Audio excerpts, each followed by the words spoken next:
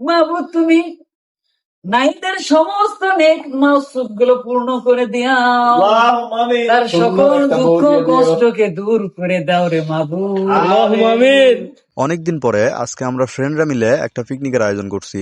আর এই ঘরোয়া পিকনিকের জন্য আমরা প্রথমে চলে গেলাম হচ্ছে বাজারে কাঁচা বাজার করার জন্য। কাঁচা বাজার শেষে আমরা চলে গেছিলাম মশলার দোকানে মশলা নেওয়ার জন্য।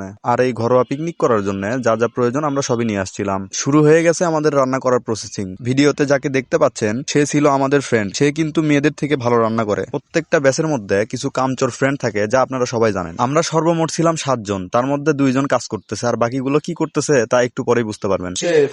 বন্ধু হইল না আমার দুঃখে কান্দে আকাশ কান্দে রে জমিন।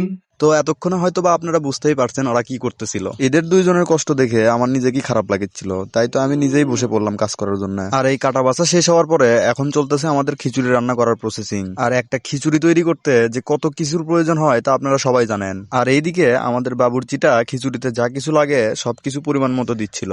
আর একটু পরেই শুরু হয় খিচুড়িতে তেল দেওয়ার কাজ। আর আমাদের বাবুর্চি খিচুড়িতে যে পরিমাণে তেল দিচ্ছিল, আমার তো মনে হচ্ছিল সে তেল না পানি দিচ্ছিল। আর এতক্ষণে হয়তো আপনারা ভিডিও দেখেও বুঝতে পারছেন যে সে কি পরিমাণে তেল ঢালতেছিল খিচুড়ির মধ্যে। আর তার তেল দেওয়া দেখে আমি ভাবছিলাম খিচুড়ির মধ্যে সম্পূর্ণ তেল মনে হয় সে দিয়ে দিবে। তা যাই হোক, অবশেষে তার তেল দেওয়ার সমাপ্তি ঘটলো। তেল দেওয়া শেষ হয়ে গেলে খিচুড়িতে লবণ দিয়ে সে মাখা শুরু করে দিছিল। আর আপনি আর একটা কথা কই, আমাদের এই বাবুর্চির রান্নার হাত এতটা ভালো যে আপনারা এর রান্না না খেলে বুঝতেই পারবেন না। আর আমাদের এই বাবুর্চির রান্না যারা খেতে চান তারা অবশ্যই কমেন্টে জানাবেন। তা যাই হোক, অনেকক্ষণ মাখার পরে আমাদের বাবুর্চি এখন চেক করতেছে খিচুড়িতে ঝাল লবণ ঠিক আছে কিনা। সম্পূর্ণ ভালোভাবে চেক করার পরে আমরা অবশেষে চলে গেলাম চুলার পারে। আর সেখানে গিয়ে পাতিলটা নতুন হওয়ার কারণে সামান্য পরিমাণ তেল দিয়ে পাতিলের নিচে মুছে দেওয়া হচ্ছিল। অবশেষে পাতিলটা তুলে দেওয়া হলো চুলার উপরে। খিচুড়ি রান্না হওয়ার পরে চলছিল আমাদের মাংস রান্না করার প্রসেসিং। কড়াইয়ে অনেকক্ষণ পেঁয়াজ আর বিভিন্ন মশলা কষিয়ে নেওয়ার পরে অবশেষে মাংস দেওয়া শুরু হয়ে গেল। সত্যি বলতে আমার এগুলো ভালোই লাগিচ্ছিল।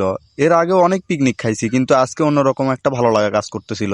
আর এই ভালো লাগাটা তারাই বুঝবেন যারা বন্ধু বান্ধব মিলে একবার হলেও এই ঘরোয়া পিকনিক খাইছেন। আর এই ঘরোয়া পিকনিকে যখন নিজেরাই রান্না করবেন তখন সেটার স্বাদ যেমনই হোক না কেন নিজেদের কাছে সেটা ভালোই লাগে। এইরকম পিকনিকে সব ফ্রেন্ডরা এক জায়গায় হওয়া যায়, এটাই অনেক আনন্দের। আর এইদিকে আমাদের সবগুলো মাংস বাটিতে দেওয়ার পরে চলতেছে এখন মাংস নেড়ে দেওয়ার কাজ। আর এইদিকে আমাদের বাবুর্চি মাংসটা খুব সুন্দর করে বাটিতে নাড়তেছিল। আর এগুলা করতে আমাদের সময় লাগে প্রায় 2 থেকে 3 ঘন্টা। আমাদের এই সবগুলো রান্নার কাজ শেষ হয় রাত 12টায়। সত্যি বলতে আমাদের সবারই খুব ক্ষুধা লাগছিল, তাই খাবার দেখে আর মন মানতেছিল না। আর রান্না হতে না হতে এইদিকে দেখি 2টা খাদক অলরেডি বসে পড়ছে খাওয়ার জন্য। ওগেরে 2 জনের বসা দেখে আমাদের আর মন মানিচ্ছিল না। আর তাই তো আমরা বসে পড়লাম সবাই খাওয়ার জন্য।